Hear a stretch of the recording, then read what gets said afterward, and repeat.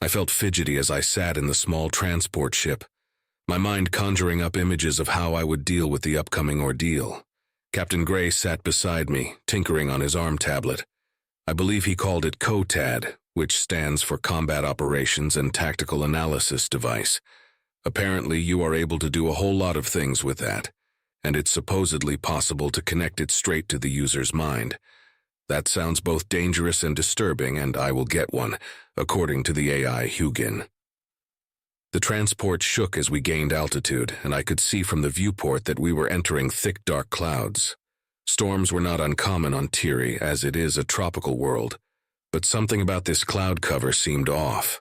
Flashes of lightning could be seen within it as the noon sunlight faded behind us. A slight shiver went through my feathers as we went further in. Dim light and occasional blue flashes lit up the interior, which made my companions look more menacing. Besides Captain Gray, 4 other Terrans sat across from us, Lieutenant Kyle and 3 of his men, their still demeanor and glowing eyes not helping in calming my nerves. Suddenly a hand landed on my shoulder and I flinched. "You feeling all right there, Commander?" Gray asked with a straight face, seemingly unbothered by the thunderstorm outside. "Just a bit nervous, I guess," I said back, trying hard not to stomp my foot repeatedly, which would show my nervousness. "You don't have to be worried, Commander. We are through the screen. It should be smooth sailing until we arrive at HQ," said the lieutenant enthusiastically, mildly irritating Gray in the process. "I got to know Kyle whilst we were at my cousin's house. He is an interesting character, a big fan of the so-called Batman, who is a fictional vigilante of some sort who relies on gadgets and strong wit to fight crime and stop villains. A fitting description for the Terrans of the Umbra Vanguard, although they are significantly darker in their profession and don't adhere to the no-killing rule. But what did he mean by the screen? "See?" he said with a smirk as he raised his hands to the sides. "What does he mean by that?" But to my bewilderment, the slight shaking of the ship had stopped, and we cruised through the cloud in a low hum. What trickery is this? The winds here should be fast enough that there would be turbulence, but there is none. Kyle placed his elbows on his knees and looked at me with anticipation as if he was waiting for me to show some sort of reaction. Then he gestured with his head for me to look out the window behind me. As I turned around, I saw that we cleared the cloud cover and a gargantuan black spaceship hovered to our side about a kilometer away. It was massive, about the same size as the Royal Xeran ship. 10 spheres of some sort hovered around it, crackling blue lighting dancing over their surface as they seemed to hold the clouds around the ship at bay, forming a cocoon around it. My jaw dropped as I quickly looked back at Kyle, who had a wide, satisfied grin smeared over his lips. "Pretty cool, isn't it?" he asked playfully. I looked back at the massive ship. "It's extraordinary. Is it bending the storm cell around itself as a form of camouflage?" I asked in awe. "No, not really. I don't know exactly how they do it, but it is mimicking a storm cell and adding in all sorts of scrambled tech as well to mask its presence even further. To everyone looking at it from the outside, it simply looks like a regular storm." He answered back as even he pondered over the marvel happening before us. The ship was sleek and angular, looking like a 6-winged bird of prey in the middle of a dive, with its tucked wings serving as hangars of sorts. Guns were darting out of it in symmetrical patterns from stern to bow, and faint lights were glowing here and there from it. It was a beast armed for total carnage, and it was a stealth ship. Now I wonder what the Terrans' main armada ships look like, and better yet, why do they have such potent weaponry? What sort of enemy is required to form such a unit as the Umbra Vanguard? I placed these thoughts to the back of my mind as our transport shuttle turned left as we were heading straight for one of the massive ship's left wings. A hangar door opened and we silently glided in and landed on a raised platform. The hangar was enormous and ships of all sizes and purposes were stationed in it, all in the same matted obsidian color. The platform turned and we unbuckled our straps. I shook my wings as they were a bit numb from being squashed behind my back in a seat made for Terrans. The back end of the transport opened and I could smell the metallic air flowing in. We exited and to my surprise, I saw my first regular-looking Terrans working in the hangar. They looked like maintenance personnel wearing gray overalls but otherwise having pinkish brown and tanned skin. Guess not all who work here are modified. I thought to myself as we turned left to see an ashen-skinned Terran in a pristine dark blue military uniform standing at the end of the platform, alongside a tanned-skinned Terran female in a blue jacket and long black skirt, which I assumed was an office attire, and flanking them were two black-armored soldiers standing still as statues. I placed these thoughts to the back of my mind as our transport shuttle turned left as we were heading straight for one of the massive ship's left wings. A hangar door opened and we silently glided in and landed on a raised platform. The hangar was enormous and ships of all sizes and purposes were stationed in it, all in the same matted obsidian color. The platform turned and we unbuckled our straps. I shook my wings as they were a bit numb from being squashed behind my back in a seat made for Terrans. The back end of the transport opened and I could smell the metallic air flowing in. We exited, and to my surprise, I saw my first regular-looking Terrans working in the hangar. They looked like maintenance personnel, wearing gray overalls but otherwise having pinkish-brown and tanned skin.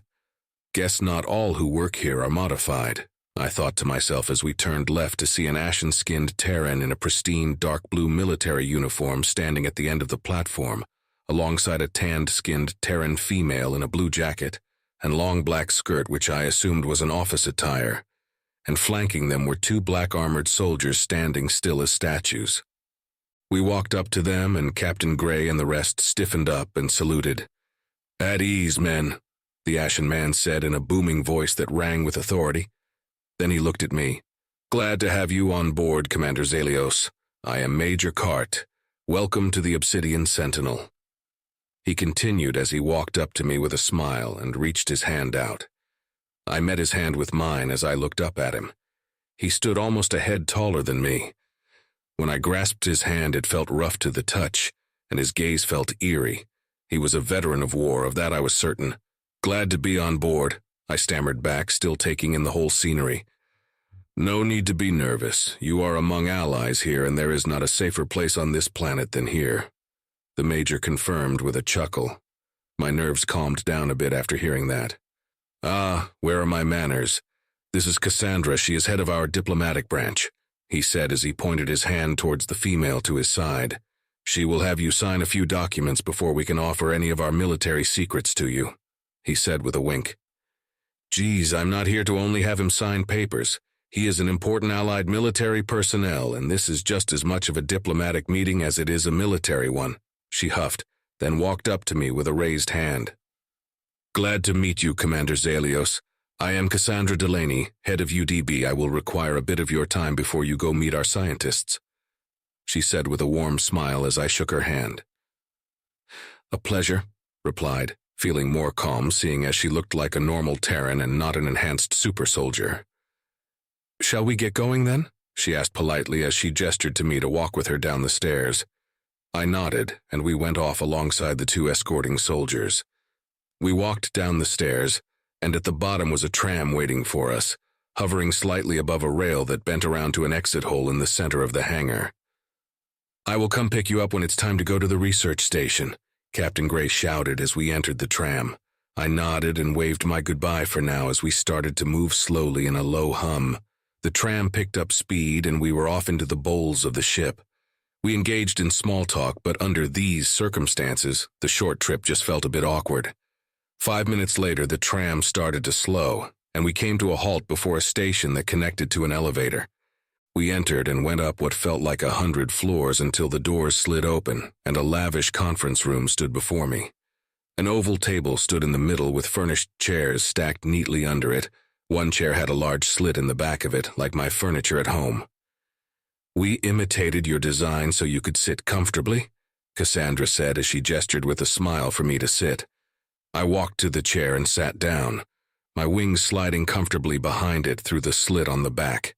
The two soldiers stood guard at the entrance of the room, silently staring straight forward with their rifles in their hands, aimed to the side. Why was there a need for them? I hardly pose a threat here. Cassandra seemed to pick up on my nervous glare. "They are just here for decoration, an old habit of the Terran Confederation," she said with a slight sigh. "Now, shall we get down to business?" she asked politely. "Yes, I believe we should," I said, trying to sound calm. This meeting will be recorded as you are the first representative of an alien species that will be given secret military technology of the Umbra Vanguard, and it is imperative that I have on record that you willingly accept to undergo this process. Do you understand what I am saying? She asked in a serious tone. I believe I do.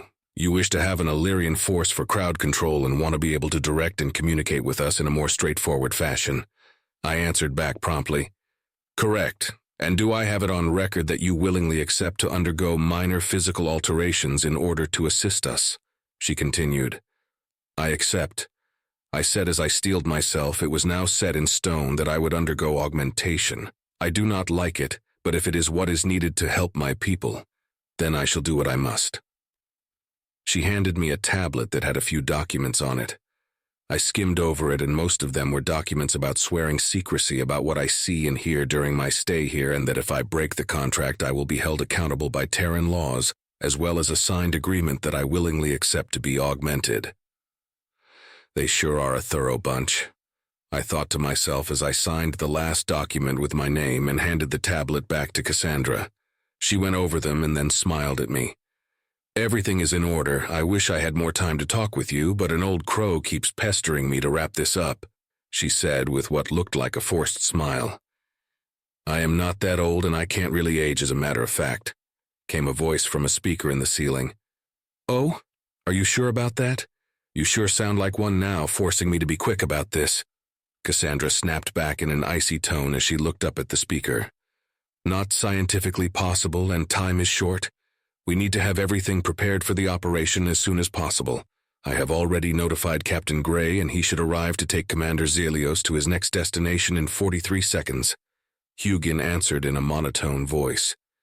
Is that so? Well, it was nice meeting you, Xelios, and I hope I will be seeing you again soon, Cassandra said with a sigh as she stood up from the table. I stood up as well and thanked her for the brief but interesting interview, as I just saw a glimpse into Terran bureaucracy. Exactly on the second, the doors of the elevator opened and Captain Gray stood inside it. Ready to go, Commander? Gray spoke in an upbeat tone. Ready as I can be, I suppose, I commented back whilst taking a deep breath. I entered the elevator with him and waved goodbye to Cassandra. The doors closed and I felt that we started to descend. There was an awkward silence for a few moments until Captain Gray broke the silence.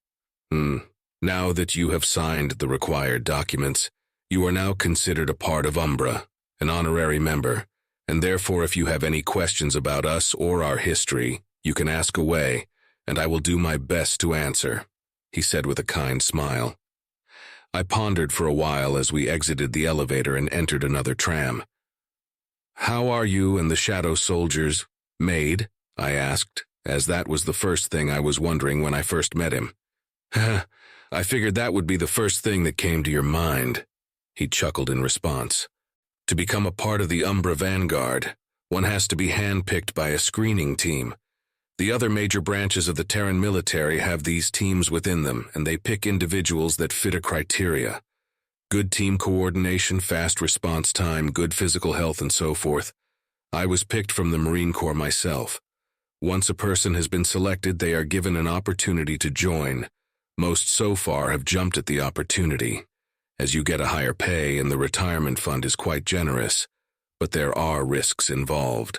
Once you have signed to join the Umbra Vanguard, there is no turning back as you go through your first genetic alteration. This is the first phase, and it is the most dangerous one.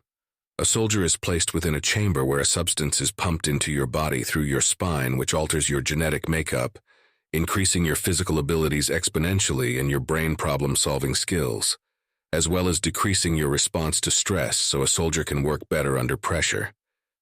This is what turns our skin gray. This process of rapidly changing your physiology has the risk of a candidate dying as their body can't handle it, and the mortality rate is about 15%. When they finish the first phase, they are officially a part of the UV and begin training to get used to their new body. That process takes about 1 month. Then the soldier goes through phase 2, which is where they get nanobots injected into their bloodstream. This serves 2 purposes. The nanobots cause micro tears in your muscles, which makes them denser and more efficient. and they also continuously repair damaged tissue, which allows for a soldier to continue fighting even with a wound that would normally be fatal. This process is a lot shorter to go through as the soldier is already used to his new body. The third and final phase is where a soldier gets his biomechanical optics and neural interface. The biomechanical optics is the reason our eyes are obsidian. They give us the properties to see in the dark as if it was high noon. With the neural interface, the soldier's nervous systems are integrated with the biomechanical armor we wear, which also enhances our abilities a bit further. Once that is done, the soldier goes through rigorous military training for 16 months, where he is taught how to use his body effectively and work together with other privates. In those months, the ones that show exceptional skills among their peers are given a higher rank, and that is the process of how a soldier of the Umbra Vanguard is made. Gray explained, a smile creeping its way onto his lips as he seemed to be reminiscing about his own experience going through this. That sounds like a lot of work to raise a single soldier. I answered back with a stunned expression. That it may be, but a single UV soldier can turn the tide of a battle by entering behind enemy lines unnoticed, taking out enemy leaders and sabotaging convoys, he said, raising a finger as if he was making a point. I nodded in agreement as I had seen the aftermath of their work. Will I have to go through some of these phases? I asked nervously after a bit of a pause. No, there is not enough time for that. You will be given a tweaked COTAD device as well as a neural uplink to said device. A modified version of the nanobots will also be implemented. They will focus on stabilizing your neural uplink as well as quickening your thinking power. The main reason for this is so that you can have a conversation with me or my superiors through the COTAD. The reason it is connected to your mind is so that information and orders can be transferred faster as variables can and will happen on the battlefield, he answered, looking ahead as our tram was starting to slow down. It came to a halt and the doors slid open with a soft whir. This station was livelier. There were Terrans in maintenance garb as well as a few who wore white coats. I presumed they were of the scientist or doctor variety. We entered through a hallway and came to a stop before a sealed door. Above it stood the words, Augmentation Chamber. I was feeling incredibly nervous now. My feathers stood on end as I tried to psych myself up. Ready to go? Gray asked with an encouraging smile. I took a deep breath. As ready as can be, I guess. I said back as the doors slid open and we entered through.